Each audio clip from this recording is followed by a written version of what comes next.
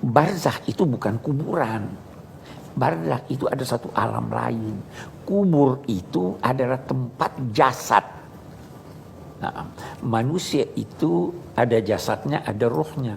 Yang keluar dari jasadnya, rohnya pergi ke suatu alam barzakh. Itu alam di antara dunia dan akhirat. Alam di antara dunia dan akhirat. Jadi semua yang meninggal sekarang ini ada di alam itu menanti kapan ditiup sangkakala.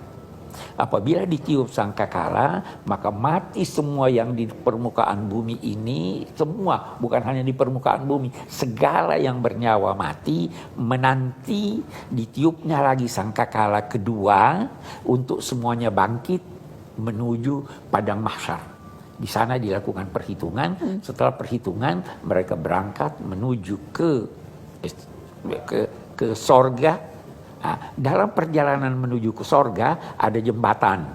Habis satu-satu dulu, Bi. Jadi di alam barzah. Katanya mau mendetail. Oh iya, tapi maksudnya kita detail alam barzah dulu, baru kita detail padang mahsyar. Jadi alam barzah seperti apa? Di alam barzah, orang itu sadar.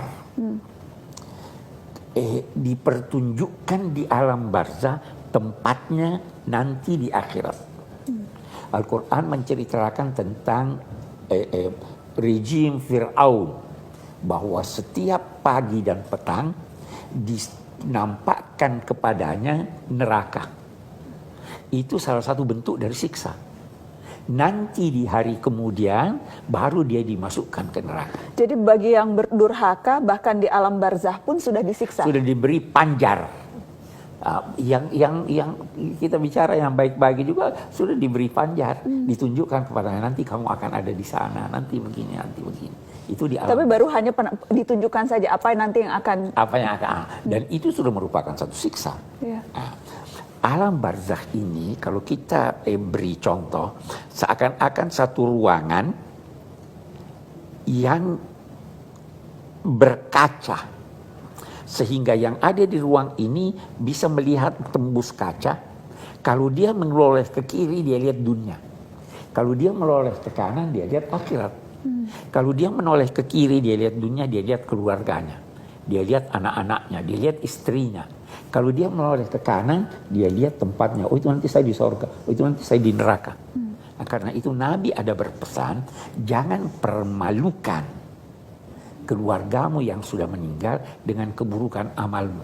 Karena dia bisa melihat kita. Karena dia melihat kita di alam barzah. Di alam barzah. Ya toh, jadi tapi dia mau keluar dari alam barzah tidak bisa karena dia terhalangi oleh kaca. Nah, nanti kalau sudah kiamat ditiup sangkakala, terbukalah pintu untuk semua digiring menuju padang mahsyar. Itu alam barzah. Ada orang-orang yang berkata begini, di alam barzah itu orang tidur. Sebenarnya hadis-hadis terlalu banyak menjelaskan bahwa ada kehidupan di sana, ada nikmat dan sebagainya. Nah, orang-orang ini beranggapan demikian. Itu kan di Quran di surat Yasin, orang yang meninggal waktu tiba peniupan sangkakala kedua dan bangkit dari kuburnya, itu dia berkata, "Mamba'atsana mim marqadina hada." Siapa yang membangkitkan kami dari tidur kami? Sebenarnya bukan dari tidur kami. Dari apa? Dari tempat pembaringan kami. Beda kan? Iya, belum tentu dia tidur di tempat pembaringan. Belum tentu dia tidur. Jadi dia tidak tidur dari tempat pembaringan kami. Apa yang dimaksud seakan-akan tergambar bahwa di dalam kubur itu memang dia dibaringkan. Setiap muslim, setiap manusia dibaringkan di tanah. Muslim dibaringkan menghadapkan ke kiblat. Dia sadar waktu itu jasadnya ada di sana, tetapi rohnya ada di tempat lain. Di alam barzah. Jadi kubur itu sebenarnya bukan buat orang yang meninggal.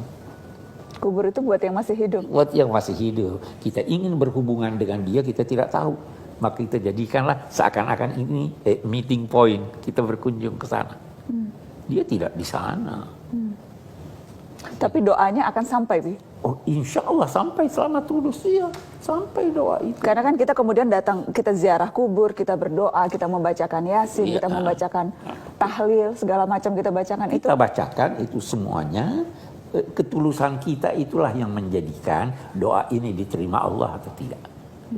Yang jelas, yang digarisbawahi oleh semua ulama, ziarahlah ke kubur, tapi jangan minta pada kuburan, minta pada Tuhan.